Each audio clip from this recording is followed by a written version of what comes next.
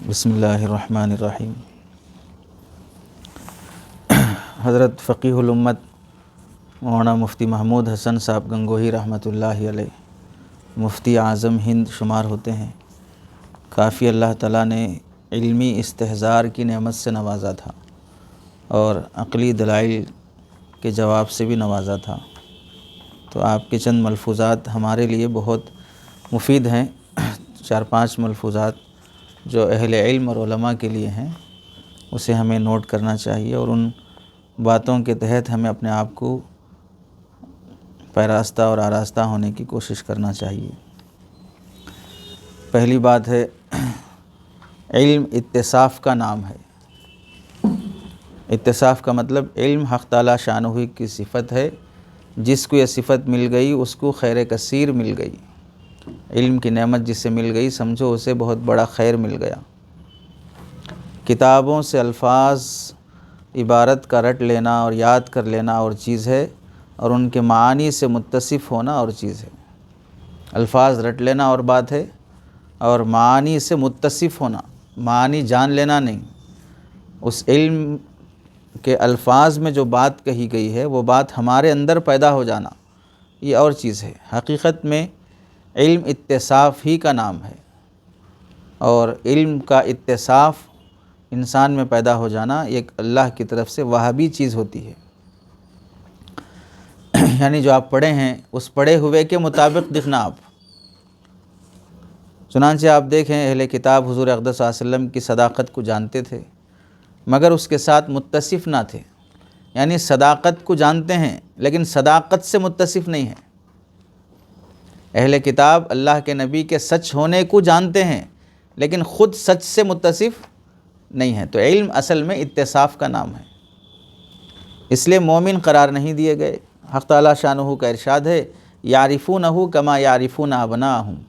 اہل کتاب اللہ کے نبی کو نبی ہونا جانتے ہیں جیسے اپنے بیٹے کا بیٹا ہونا جانتے ہیں۔ اس کے باوجود بھی وہ حضرت عبداللہ ابن سلام رضی اللہ تعالیٰ عنہ فرماتے ہیں، ان معرفتی لمحمد اشد، کہ میرا محمد صلی اللہ علیہ وسلم کو پہچاننا بیٹے کو پہچاننے سے بھی زیادہ ہے۔ تو ایسا پہچانتے تھے وہ۔ تو معلوم ہوا علم معرفت کا نام نہیں ہے، علم اتصاف کا نام ہے۔ ان جانی ہوئی باتوں کو اپنے اندر پیدا کر لینا، اس سے متصف ہو جانا۔ امانت داری جانے، امانت کسے کہتے ہیں؟ تو صفت امانت سے متصف ہونا۔ صداقت جانے سچ کیا ہے، تو سچ سے متصف ہونا۔ نیکی اور تقوی کسے کہتے ہیں، تقوی کی تعریف کیا ہے جانے، تو تقوی سے متصف ہونا۔ احتراز کرنا، اجتناب کرنا، اسے جانتے ہیں تو اجتناب سے متصف ہونا۔ آہ و بکا جانتے ہیں، رونا دھونا اللہ کے سامنے، تو آہ و بکا سے متصف ہونا۔ خشوع خضوع جانتے ہیں کسے بولتے ہیں، تو خشوع خضوع سے متصف ہونا۔ تو علم رٹ لینے کا نام اور معرفت جان لینے کا نام نہیں ہے، بلکہ علم اتصاف کا نام ہے۔ صحابہ اللہ کے نبی علیہ السلام سے علم کم سیکھے ہیں، عمل زیادہ سیکھے ہیں۔ ہر صحابی فقیہ نہیں تھے، فقہائے صحابہ متعین ہیں۔ ہر صحابی مفسر نہیں تھے، ہر صحابی محدث نہیں تھے۔ مکثرین فی الحدیث متعین صحابہ ہیں جن کی کثرت سے روایات ہیں، لیکن صحابی باعمل ہر صحابی ہے۔ کسی صحابی کی زندگی میں کوئی ایسا عمل نہیں دکھا سکتے کہ جس کی وجہ سے ان کی صحابیت پر کوئی جرح آ جائے۔ ارے سمجھے؟ حضرت حافظ ابن عبد البر رحمۃ اللہ علیہ لکھتے ہیں، ان من برکت العلم ان تضیفہ الی اہلہ، کہ علم کی برکت یہ ہے کہ اس کو اہل علم کی طرف منسوب کیا جائے۔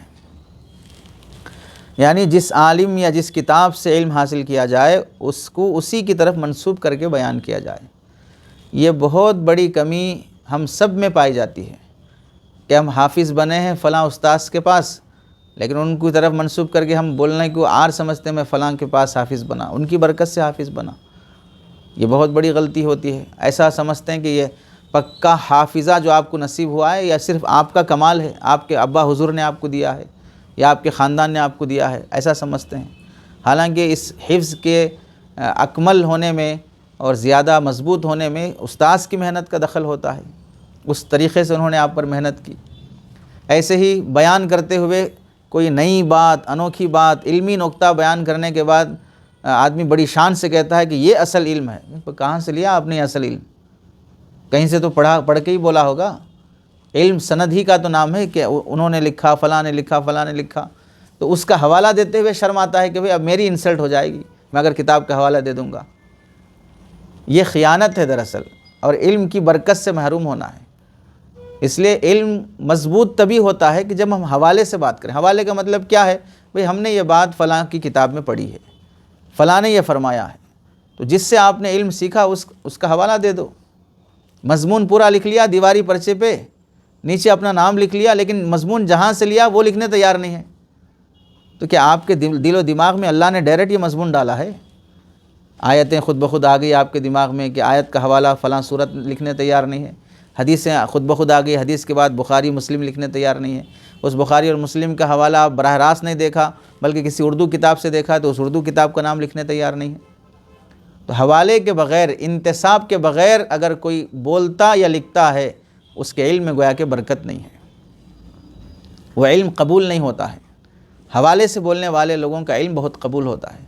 تو کوشش یہی کرنا چاہیے، مضمون لکھو، کتاب لکھو، بیان کرو، تقریر کرو، بہر صورت آخر میں حوالہ دینے کی کوشش کرنا، منسوب کرنے کی کوشش کرنا، یہ بات ہم نے فلاں سے سنی ہے، یہ بات ہم نے فلاں کتاب میں پڑھی ہے۔ یہ علم کی برکت ہے۔ اللہ حافظ ابن عبد البر رحمۃ اللہ علیہ فرماتے ہیں، اس لحاظ سے دیکھا جائے تو ہم یہ جو ملفوظات پڑھ رہے ہیں، یہ اس کا بھی حوالہ دینا چاہیے، یہ علم کی برکت میں سے ہے۔ ماہنامہ مظاہر العلوم، اور یہ جون 2025 کا ماہنامہ ہے۔ اس کے مرتب مضمون کے مولانا مفتی شعیب احمد بستوی، معین مفتی دارالفتہ مظاہر العلوم سہارنپور۔ ملفوظات فقیہ الامت 2 جلدوں میں ہے، ایک مفتی فاروق صاحب رحمۃ اللہ علیہ جو شہید ہوئے حج کے موسم میں، انہوں نے مرتب کیا، ایک حضرت مولانا نور اللہ صاحب رحمۃ اللہ علیہ، وہ بھی انتقال کر گئے، ہمارے اساتذہ میں سے ہیں، ایک انہوں نے مرتب کیا۔ تو 2 موٹی موٹی جلدیں ملفوظات فقیہ الامت کے نام سے ہیں، تو ان سے یہ ملفوظات جو اہم ہیں اہل علم کے لیے وہ مرتب کر کے مضمون بنائے ہیں۔ ترتیب علم کے متعلق فرماتے ہیں کہ علم حاصل ہونے کی ترتیب کیا ہے، کہ آپ عالم بن رہے ہیں، آپ کے اندر علم آ رہا ہے، تو اس کا نہج کیسا رہتا ہے۔ سفیان ثوری رحمۃ اللہ علیہ فرماتے ہیں، اول العلم الاستماع، علم کا پہلا مرحلہ غور سے سننا ہے، ثم الانصات، پھر اس کے بعد خاموش رہنا ہے، ثم الحفظ، پھر اس علم کو یاد رکھنا ہے، ثم العمل، پھر اس کے مطابق عمل کرنا ہے، ثم النشر، پھر اس کی اشاعت کرنا ہے۔ یہ اصل علم کی ترتیب ہے۔ پہلے سنو کیا استاد سمجھا رہے ہیں، کیا شیخ سمجھا رہے ہیں، سمجھانے والے، ثم الانصات، پھر خاموشی اپنے اندر پیدا کرو، کیونکہ سننے کے لیے خاموش رہنا ضروری ہے، خود بھی بولتے رہے، استاد بھی بولتے رہے، اور جتنا علم آتا جاتا ہے انسان کے اندر وہ اتنا خاموش مزاج ہوتے جاتا ہے۔ زیادہ بولنے والا دراصل وہ خالی ہوتا ہے، اس واسطے بولتے رہتا۔ بھرے مٹکے سے آواز نہیں آتی ہے، خالی مٹکے سے آواز آتی ہے۔ تو زیادہ بولنے والا دراصل وہ خالی ہوتا ہے، اپنے اندر ہونے کو بتانا چاہتا ہے، جبکہ یہ بولنا اس کے خالی ہونے کو بتا دیتا ہے۔ سمجھے؟ زیادہ بولنا، زیادہ بحث کرنا، چھوٹی چھوٹی بات پہ گھس لیتے رہنا، اس سے اسے کھجا لیتے رہنا، یہ دراصل کیا ہے، اس کے کم علم ہونے کو بتا رہا۔ غیر ضروری بحث میں لگے ہوئے ہو اور اس کو ثابت کرنا چاہ رہے ہو جس کے ثابت کرنے کی ضرورت ہی نہیں ہے۔ تم کون سے اس کے ثابت کرنے کے مکلف بنا کر بھیجے گئے ہو؟ منزل من السماء ہیں آپ، کہ آپ اس کے صحیح اور غلط ہونے کے مکلف ہیں کہ آپ اپنے ساتھیوں سے بحث کرو، دوستوں سے بحث کرو، کم درجے والوں سے بحث کرو، بڑے درجے والوں سے بحث کرو۔ دراصل غیر متعلق چیزوں میں جو بحث کرتے ہیں وہ کم علم ہوتے، وہ اس بحث سے بتانا چاہتے ہیں کہ میں علم زیادہ رکھتا ہوں، بحث خود بتا دیتی ہے کہ کم علم ہے، ورنہ اس مسئلے میں فلاں کیوں بحث نہیں کر رہے، ان کو معلوم ہے۔ سمندر کنارے لہریں چھوڑتا ہے، اور جہاں گہرائی ہوتی ہے وہاں بہت سکوت رہتا ہے، اور کنارے پانی کم ہوتا ہے۔ پانی جہاں کم ہے وہاں لہریں ہوتی ہیں، پانی زیادہ جہاں پر ہے وہاں سکون رہتا ہے۔ اس واسطے 20 سمندر میں کبھی بھنور اور لہریں نہیں آتی، لہریں 20 سمندر میں نہیں ہوتی، کبھی بھی دیکھ لو، ایک چھوٹے سے برتن کو اٹھا کے دیکھ لو، ہلانے کے بعد ہلنے کی جو حرکت ہوتی ہے وہ کناروں پر ہوتی، بیچ میں پانی آرام سے رہتا ہو، تو جو سکوت ہے وہ کثرت علم کی وجہ سے ہوتے ہیں۔ اس واسطے ثم الانصات، عالم بنتے ہیں، علم آتے جا رہا ہے تو اتنا ہی خاموشی آتے جانا۔ ثم الحفظ، پھر اس کے بعد اس علم کو یاد کرنا۔ حفظ علم بہت مفقود ہوتے جا رہا ہے اس زمانے میں، کہ آدمی نہ 40 حدیثیں مولوی کو یاد رہ رہی، نہ حوالے یاد رہ رہے، نہ اسلاف کے نام یاد رہ رہے، نہ کتابوں کے نام یاد رہ رہے۔ بالخصوص ماضی میں اسلاف جس طرح حفظ قرآن کا اہتمام کرتے تھے، ویسے حفظ حدیث کا بھی اہتمام کرتے تھے۔ اس زمانے میں حفظ حدیث کا نظام بہت مفقود ہو گیا۔ 100 200 500 400 حدیثیں یاد کرنے والا بھی مولوی ملنا مشکل ہوگا۔ حفظ بہت ضروری ہے۔ بہت سے مدرسوں میں آج بھی نظام ہے، بعض جگہوں پر قدوری جو متن ہے پوری متن حفظ کراتے، متن قطوری پوری حفظ کرائی جاتی ہے، کہ حفظ کی اہمیت رہتی ہے۔ ثم العمل، پھر اس کے بعد عمل کرنا ضروری ہے۔ علم کے باقی رہنے کے لیے علم پر عمل ضروری ہے۔ ثم النشر، پھر اس کے بعد علم پھیلانا، شائع کرنا، اشاعت کرنا۔ یہ ہے ترتیب علم کی۔ یہاں سے سمجھو ہماری اپنی جہالت کا عالم۔ یہ ترتیب تو ہم ملحوظ نہیں رکھے، سنا نہیں، درسگاہ کی حاضری پابندی سے نہیں، دارالعلوم گیا تو کسی اور بچے سے حاضری لگوا لیا، کسی اور کو اپنا نائب بنا لیا، حاضری کے ٹائم پہ بھاگ کے آ گیا، 100% حاضری کا اہتمام نہیں رہا، تو اجتماع پورا نہیں پایا گیا، انصات نہیں پایا گیا، حفظ نہیں پایا گیا، عمل نہیں پایا گیا۔ جیسے ہی فارغ ہو گیا یوٹیوب پہ آ کے ویڈیو بنانا شروع کر دیا، نشر شروع کر دیا۔ ظاہر سی بات ہے، بنیاد بنے بغیر چھت کیسے بنے گی؟ پہلے بنیاد بناؤ، اس کے بعد چھت بنے گی۔ اب جتنے یوٹیوبر نئے فارغ مولوی یوٹیوب پہ آ کے بیانات، اپنے جمعہ کے بیانات، فلاں مسائل چھوڑنا چاہتے ہیں، دراصل وہ ترتیب کا لحاظ رکھے بغیر علم عام کرنے سے زیادہ اپنی نفسانیت عام کرتے ہیں۔ نہ مخلص رہتے، نہ علم میں گہرے رہتے۔ چند اکابر کے نام پوچھ لو معلوم نہیں رہتے۔ آپ جانتے ہیں نا اکابر کو کون ہے؟ پڑھے ہوئے نہیں رہتے، اسلاف کی کتابوں کے نام نہیں معلوم، مروجہ فقہ کی اہمیت نہیں معلوم رہتی ہے، فقہ مقارن معلوم نہیں رہتا کہ فقہ مقارن کیا چیز ہے۔ تو پڑھے بغیر نشر کی جو کوشش کر لیتے ہیں، دراصل وہ علمی ترتیب سے غافل ہیں، انہیں علم نہیں آتا، سرسری اور سطحی علم آتا، بس ختم۔ چوتھی بات حضرت فرماتے ہیں کہ علماء نے کتابوں میں اتنے مسائل جمع کر دیے ہیں کہ قیامت تک جو مسئلہ بھی پیش آئے گا یا تو بعین ہی وہی کتاب میں موجود ہوگا، یا اس کی نظیر موجود ہوگی، یا فقہا کے بیان کردہ کسی قاعدہ کلیہ کے تحت وہ پیش آمدہ مسئلہ داخل ہو جائے گا۔ یہ امت پر علماء کا اتنا بڑا احسان ہے کہ قیامت تک آنے والے مسائل کسی اصول کے تحت میں یا سری جزیے کے تحت میں موجود ہے ہمارے پاس۔ اس سے بڑا احسان علماء کا، جو علماء نے کیا ہے امت پر، کوئی فرد نہیں کر سکتا۔ اور اسلام میں جو یہ بڑی نعمت نصیب ہے، وہ نعمت کسی اور مذہب کو نصیب نہیں ہے۔ کسی بھی مذہبی کتاب کو اٹھا لو اور پوچھو کہ حلال حرام کے جتنے مسائل پیدا ہوتے جا رہے ہیں، ان مسائل میں آپ اپنی کتاب، مذہبی کتاب کے حوالے سے بتائیے، نہیں بتا سکتے۔ لیکن افسوس یہ ہے کہ اس زمانے میں جن مولویوں کو کچھ قلم پکڑنا آتا ہے، وہ پڑھتے کم ہیں، لکھتے زیادہ ہیں۔ میں بھی ایک کتاب لکھنا چاہ رہا ہوں۔ کچھ سال پہلے ایک طالب علم آیا، میں رد بریلویت پہ کتاب لکھنا چاہ رہا ہوں۔ جب ہم نے ان سے پوچھا کہ آپ نے فلاں کتاب کا مطالعہ کیا بریلویت پر لکھی ہوئی، مولانا منظور نعمانی کی پڑھی، مولانا صفدر اکاڑوی کی پڑھی، فلاں کی پڑھی؟ نہیں پڑھا ہوں، پڑھا ہی نہیں ہے، کتاب لکھنے چلا ہے۔ اسی لیے حضرت مولانا منظور نعمانی رحمۃ اللہ علیہ فرماتے تھے، پہلے زمانے میں پڑھے لکھے لوگ ہوتے تھے، اب لکھے پڑھے لوگ ہیں۔ پہلے پڑھے لکھے لوگ ہوتے تھے، پڑھتے تھے بہت، لکھتے تھے بہت کم۔ اب لکھے پڑھے لوگ ہیں، لکھتے بہت ہیں، پڑھتے خود کچھ بھی نہیں ہیں۔ سمجھے؟ تو پڑھے لکھے بنو، لکھے پڑھے مت بنو۔ کھانا پینا اچھا ہے، پینا کھانا اچھا نہیں ہے۔ کھانا پینا اچھی نعمت ہے، لیکن پینا کھانا اچھی نعمت، الفاظ کی ترتیب سے بھی عادت کا فرق پڑ جاتا ہے۔ حضرت سے ایک سوال کسی نے پوچھا، ممبر پر خطیب کے لیے کپڑا ڈالنا، بعض لوگ اسے بدعت کہتے ہیں، کیا یہ صحیح ہے؟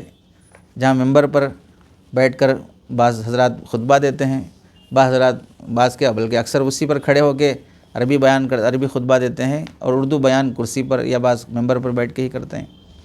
تو اس ممبر پر چادر وغیرہ ڈالنا کیسا ہے؟ تو بعض لوگ کہتے ہیں کہ بدعت ہے، تو حضرت کا جواب دیکھیے، فرماتے ہیں کیا مقتدیوں کے لیے چٹائی، دری، قالین، گدا بچھانا بدعت ہے؟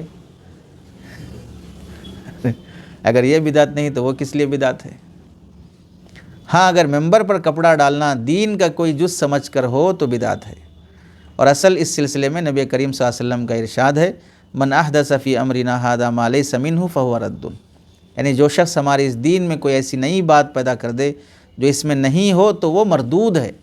اس سے معلوم ہوا کہ نفس احداث بدعت نہیں ہے۔ من احدث فی امرنا ھذا، دین میں نئی بات پیدا کرے وہ بدعت ہے، تو بلکہ ہر نئی بات بدعت نہیں ہے، بلکہ احداث فی الدین بدعت ہے۔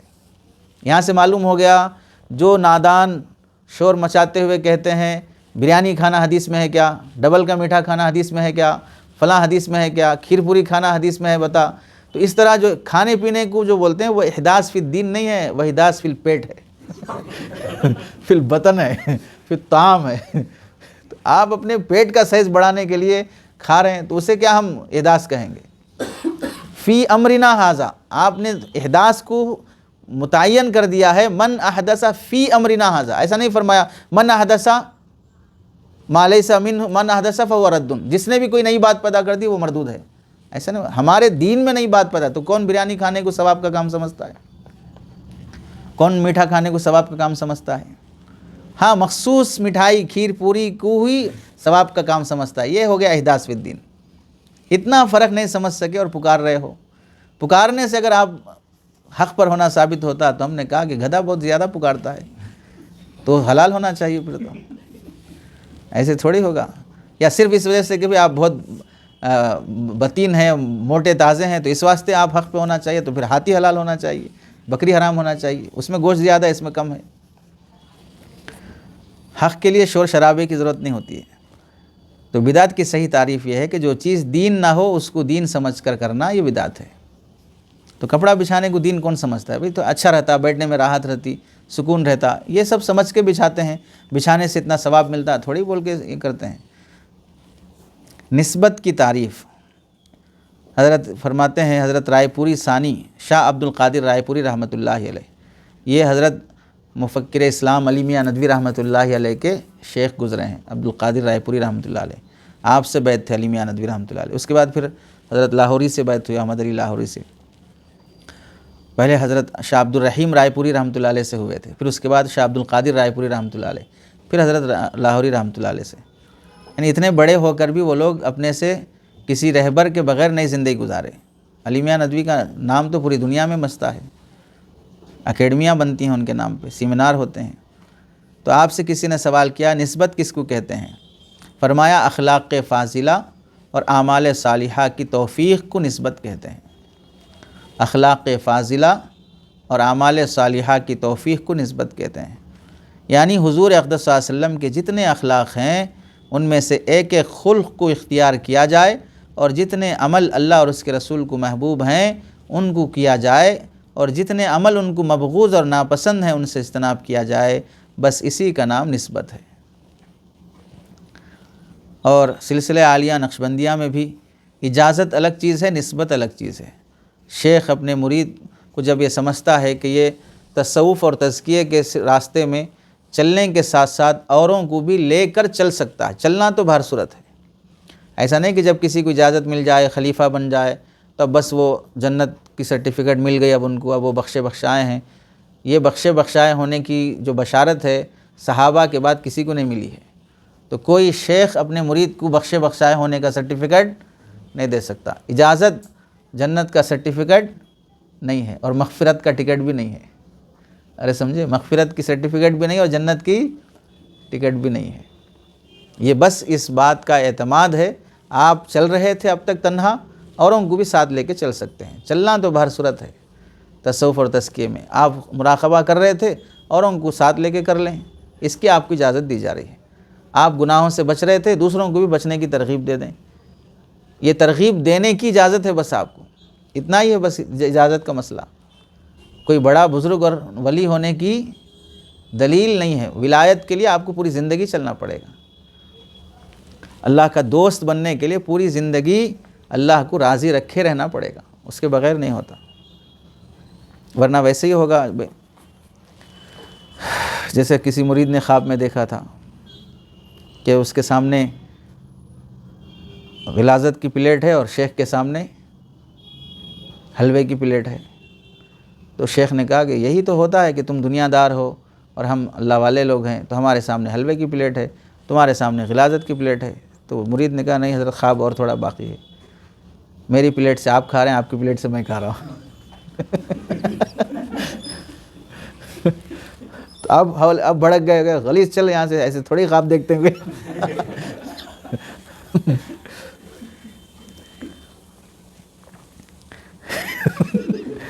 اس حلیے میں دھوکہ نہیں دینا چاہیے کسی کو۔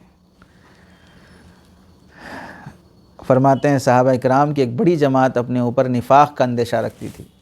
ابن ابی ملیکہ رحمۃ اللہ علیہ کا بیان ہے، وہ فرماتے ہیں میں نے بدر میں شریک ہونے والے 30 صحابہ اکرام کو پایا، سب کے سب اپنے اوپر نفاق کا اندیشہ رکھتے تھے، کہیں میں منافق نہ ہوں، کہیں میں منافق نہ ہوں۔